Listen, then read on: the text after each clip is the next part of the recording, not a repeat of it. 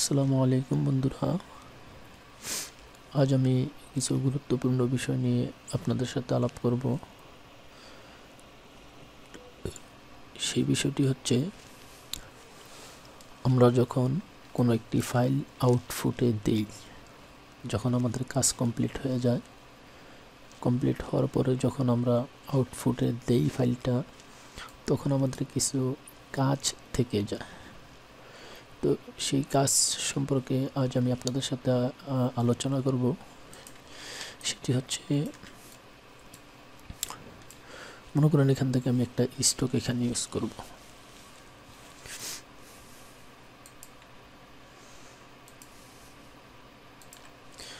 যে এখানে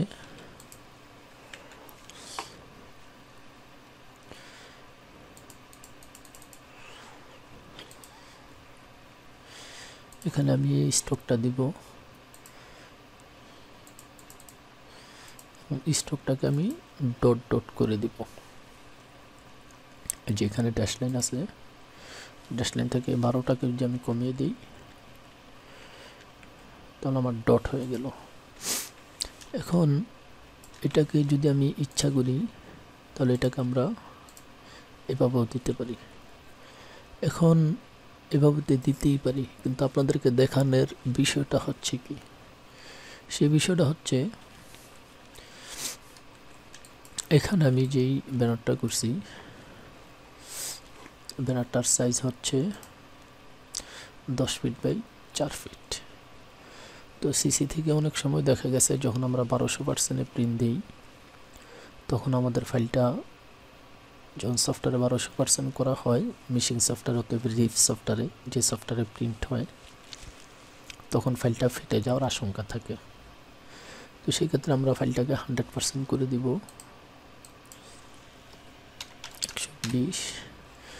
যখন আমরা 100% করে দিই 10 ফিট বাই 4 ফিটের, তখন দেখেন আমাদের আর স্টকের জায়গা নেই, একটা অপশন। এবং এটাকে যদি আমরা ছোট করে ফেলি, যেমন এখানে আমরা মোটা দিলাম 100% করে, আবার স্টকটাকে আমরা ঠিক করে দিলাম,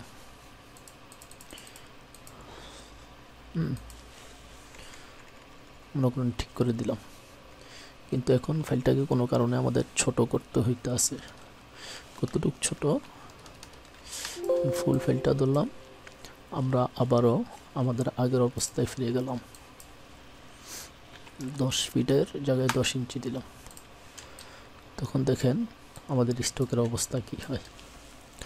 ছোট থেকে যখন আমরা বড় করি তখন মোটা হয়ে যায়, এবং ছোট থেকে যখন বড় করি তখন চিকন হয়ে যায়, আর বড় থেকে যখন ছোট করি তখন এই স্টকটা মোটা হয়ে যায়, ঠিক থাকে না রেস। তো সেক্ষেত্রে আমরা কি করব,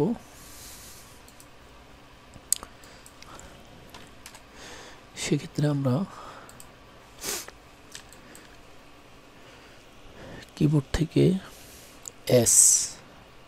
থেকে অনলি এস চেপে যদি আমরা এন্টার দিই, অথবা এই যে এখানে আমাদের স্কেল টুলটা আছে, এই স্কেল টুলে আমরা যদি ডাবল ক্লিক করি, তাহলে আমাদের এই স্কেলের এই অপশনটা আসবে। এই অপশনটা আসলে আমাদের এই যে দেখেন স্কেল কমার্স এবং স্কেল স্ট্রোক অ্যান্ড ইফেক্ট, আমরা স্কেল স্ট্রোক অ্যান্ড ইফেক্ট এটাকে টিক দিয়ে দিব। টিক দিয়ে আমরা ওকে দিয়ে দিব। ওকে দেওয়ার পরে শুধু আমরা স্টকটি এখন ধরি। যদি আমরা স্টকটাকে বড় করি যা থাকে, যদি আমরা ছোট করি তাই থাকে, মানে ছোট করলে যেতটুক হইলে ভালো হবে অতটুক হবে, মোটা করলে যেতটুকের দরকার অতটুক হবে।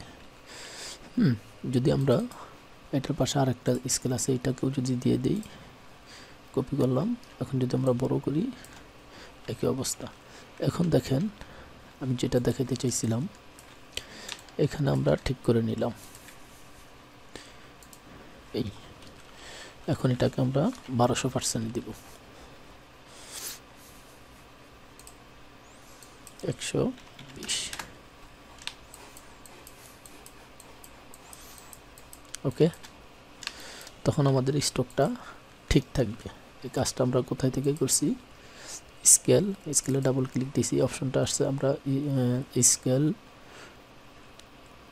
কর্নার্স এবং স্কেল স্ট্রোক অ্যান্ড ইফেক্ট এই দুইটা টিক দিয়ে আমরা ওকে দিয়ে দিছি। ওকে, তাহলে আমাদের এই ধরনের স্টকগুলা বা আমরা যে সরাসরি অনলি স্টক দিই এই ধরনের স্টকগুলা কখনো কোনো ঝামেলা হবে না। এখন দ্বিতীয় নম্বরে আসেন, যদি আমরা এই ফাইলটাকে আউটপুটে দিই, অনেক সময় ডট ডট দেওয়ার কারণে ডটগুলা আসে না এবং ডটটাকে লাইন নিয়ে নেয়। তাহলে এই ডটটাকে আমরা কিভাবে ভাঙবো? আমরা তো জানি যে কোনো ডট বা যে কোনো আউটলাইন, আমি দেখাই, যেমন একটা লাইন নিলাম, লাইনটাকে আমি স্টকে গিয়ে এটার ড্যাশ লাইনটা অফ করে দিই। যেমন এই লাইনটাকে যদি আমরা ভাঙি তাহলে আমরা জানি যে কোথায় গিয়ে ভাঙতে হয়, অবজেক্ট পাথ, এখান থেকে আউটলাইন স্টক, এটা ভেঙে দিলাম। কিন্তু এটার ক্ষেত্রে আমরা এখানে যাই, অবজেক্ট পাথ আউটলাইন স্টক, ভেঙে গেছে। কিন্তু এটা আপনি আরেক জায়গা থেকে ভাঙতে পারেন, সেটা হচ্ছে আমরা এখানে গিয়ে এই যে প্যাটার্ন ট্রান্সপারেন্সি, এখানে গিয়ে লক্ষ্য করবেন প্রিভিউটা দিয়ে আমরা দেখব এটাতে আর এটাতে, এই দুটাতে ক্লিক দিলে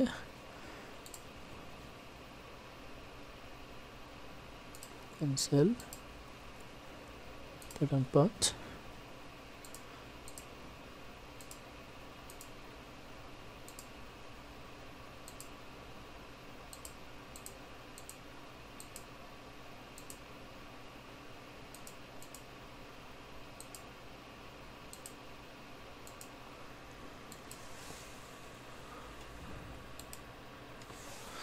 ভেঙে গেছে। আমাদের ইয়াটা শো করে না, আমরা এখানে গিয়েও এটা মূলত ভাঙি,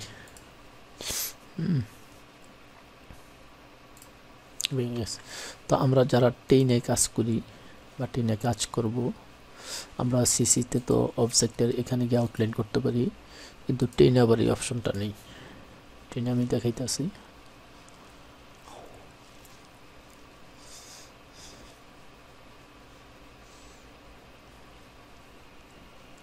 আমি আরেকটা গুরুত্বপূর্ণ বিষয় দেখাবো আপনাদেরকে, একটু ধৈর্য ধরে ভিডিওটি দেখবেন।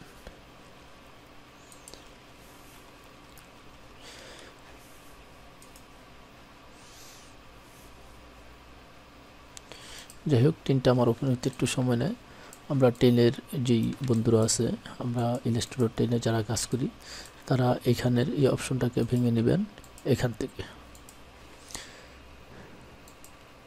অবজেক্ট প্যাটার্ন ট্রান্সপারেন্সি, এখান থেকে গিয়ে এখানে দুইটা অপশন থাকবে, নিচেরটা এবং উপরেরটা, এই দুটো অপশন দিয়ে আমরা প্রিভিউ দিবেন, প্রিভিউ দিয়ে ভেঙে দিলে ভেঙে যাবে।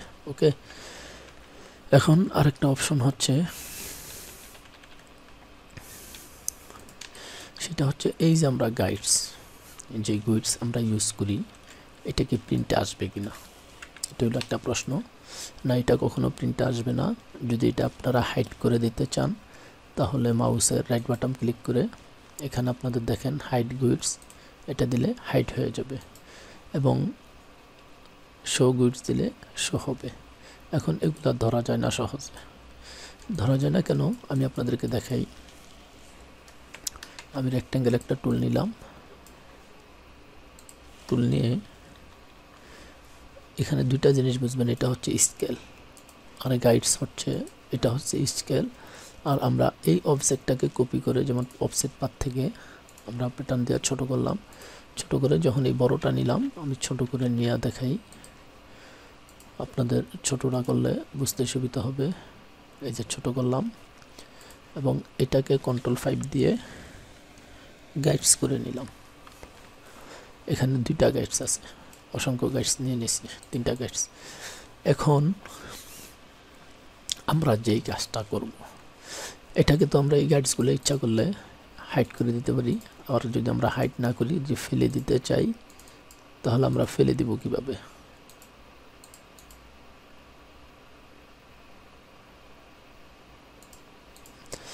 আমরা ইস্যু করছি এই যে আনলক, আনলক গাইডস আনলক করে এটাকে ধরলেই সিলেক্ট করলেই সিলেক্ট হবে, আমরা ডিলিট দিয়ে দিতে পারবো।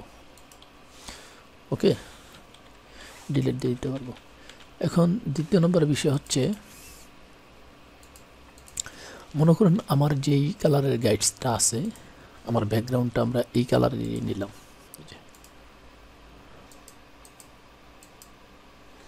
এই যে গাইডসটা আমরা এই কালার নিলাম, অথবা গাইডসটা যদি কখনো আমাদের কালার সাথে মিলে যায়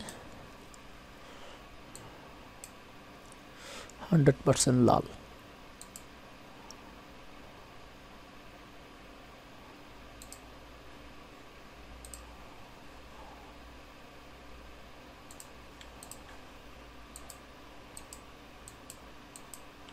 এই যে এখন দেখেন এই গাছটা যদি আমরা 100% লাল করে দিই এবং আমাদের ব্যাকগ্রাউন্ডটাও যদি লাল থাকে, তাহলে আমাদের এই মার্জিনটা দেখতে সমস্যা হয়। তাহলে এই গাইডসের কালারটা পরিবর্তন কিভাবে করব? আমরা এই গাইডসের কালারটা পরিবর্তন করব আমরা কিবোর্ড থেকে কন্ট্রোল কে আমরা পেস্ট করলে আমাদের এই অপশনটা আসবে। আমি আবারও বলি, এই গাইডসের কালারগুলো পরিবর্তন করার জন্য কিবোর্ড থেকে আমরা কন্ট্রোল কে প্রেস করলে এই অপশনটা আসবে। এই অপশনটা আসার পরে এখানে দেখেন দেওয়া আছে গুইডস অ্যান্ড গাইড।